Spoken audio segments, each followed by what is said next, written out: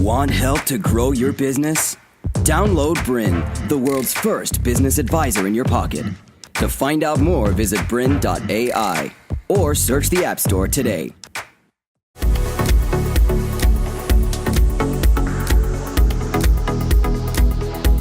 Hi, I'm Dale Beaumont, standing in for Chris Gray for Empire Builders. Now, the reason why I'm here today is we've decided to have a bit of fun and reverse the roles, and instead of Chris being in this chair as the actual host, he's now going to be the guest on his own show, and I'm going to be asking him a whole bunch of questions around our topic, which is how to become a multi-millionaire through property. So what we've done is we've surveyed our audience, we've come up with a whole bunch of really juicy questions to ask Chris, and as a multi-millionaire property investor himself, there's no better person qualified to speak on this subject. He's also an author, he's a TV presenter, an international speaker, and of course someone that has a track record in success as a successful property investor, and that's exactly what we're going to talk to him about right now. Chris, welcome to your own show. Thanks for having me on the show. All right, cool. Now, we're going to talk about property, and we're going to go into lots of details, but I want to start with where it all began. Tell us a bit about your upbringing and where you grew up, and a bit about what it was like, and some of your earlier influences in life. Yeah, sure. I guess quickly, the 30-second story is basically I was an accountant by trade, so naturally I'm very good at numbers. I'm not a great tax accountant, but I just think logically in numbers. So when it comes to colours and smells and the rest of it, I've got absolutely no idea. So someone dresses me. And basically I worked out from an early age that I was trying to buy a place to live like anyone else. I couldn't afford a one-bedroom unit, but I actually worked out the mathematics that I could actually afford a three-bedroom house, and it was cheaper than a one-bedroom because I could rent 2 rooms out to 2 mates. Okay, how old were you when this happened? So that was at 22. 22. So in those days there was no books, there was no seminars, there's no TV shows. So it was basically the basic maths and not wanting to live in a kind of crappy little horrible unit and wanting to live in the good end of town that I just kind of set myself a goal, look, I want that house, and I just then had to try and find a way how to do it. And I've basically just kind of supersized it from there and found out a way of getting kind of equity out of the property to buy cars. I then kind of retired out of Deloitte's in Australia at 31 and then started living the life, and people just said, well, how do you do it? And so I started showing people. So that's the basic story, and it all just came from just working out some numbers. All right, fantastic. Now, tell me about when did you first decide you wanted to be wealthier? So you didn't have aspirations as a kid, and did you grow up with wealthy parents that sort of inspired you and distilled in you this idea about building wealth? Yeah, so my parents were actually kind of pretty anti-money. So my mum was a nurse, my dad was a doctor, a cardiologist. He went to Cambridge University, so potentially one of the best universities in the world. So he was very much an academic.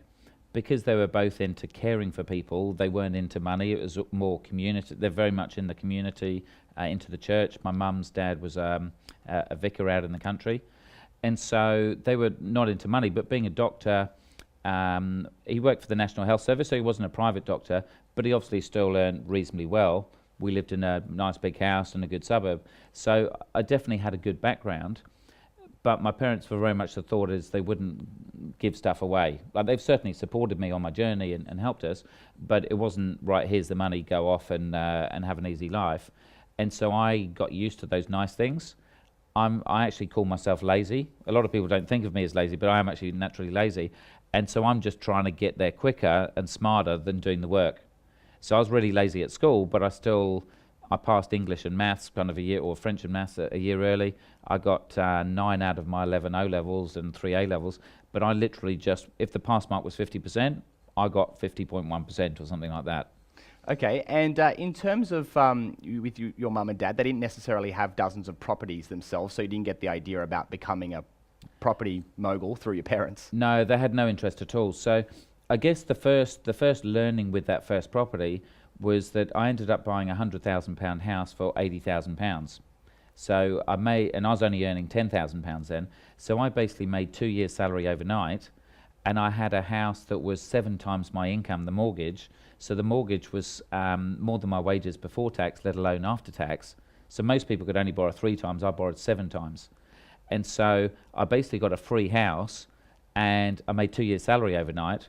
And then I used that later to refinance to get a free Porsche at 24. So I thought, free house, free Porsche, free 2 years' wages, I'd rather do that than work for a living. Fantastic. Well, we're going to get to doing accounting. Like accounting was the most exciting subject. We're going to get to all of those things, but let's talk about that first property then. How were you able to fund it? You said it's 7 times your kind of income at the time. How were you able to get the deposit for that first property? Sure. So as we said, we had a reasonable upbringing. We inherited, I think, £10,000 when we were in our 20s, and the whole thing was that we could invest that money, but we couldn't spend it, or we could spend the interest or the profits we made on it, but we had to invest it.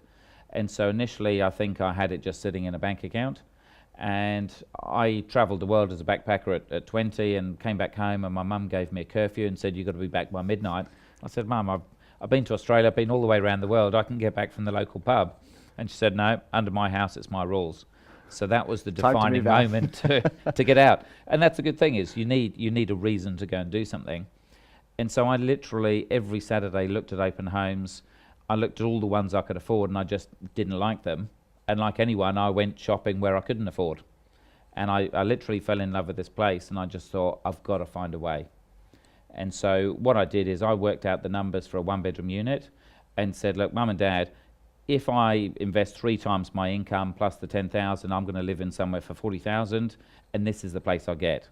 And I was kind of eyeing on my mum, thinking she doesn't want her son to be in a horrible rat-infested kind of hole, and she might influence my dad. And then I said, but look at the numbers on this 3-bedroom house. If I can get it for this price, I get 2 lots of rent in, and the rent in those days, 20 years ago, was 12%. The mortgage rates were probably 5 or 6. So it was actually almost cash flow positive if I rented 2 rooms and I lived in the 3rd. And so I basically said to my dad, look, I'm not after a handout, I just need you to guarantee the mortgage or persuade the bank to lend me 7 times my income because I think this is going to be okay. And he came around? And he basically came around because it made logical sense. And my parents, like lots of other parents, they're into home ownership. That's where they made most of their wealth, actually was the family home rather than my dad's wages, that I found out kind of later on. And so I found this in later years is most parents are very supportive. They want to get their kids into property, but they're not going to give them a handout.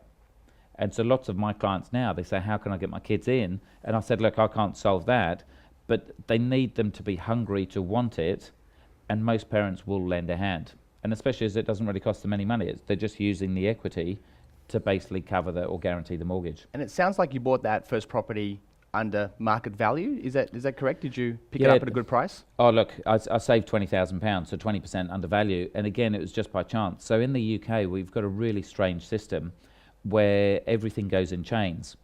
So if someone sells their house to someone else and they then sell their house to someone else and to someone else, basically 10 people down the line, if that sale suddenly falls over, it screws up all of those 10 transactions all the way through.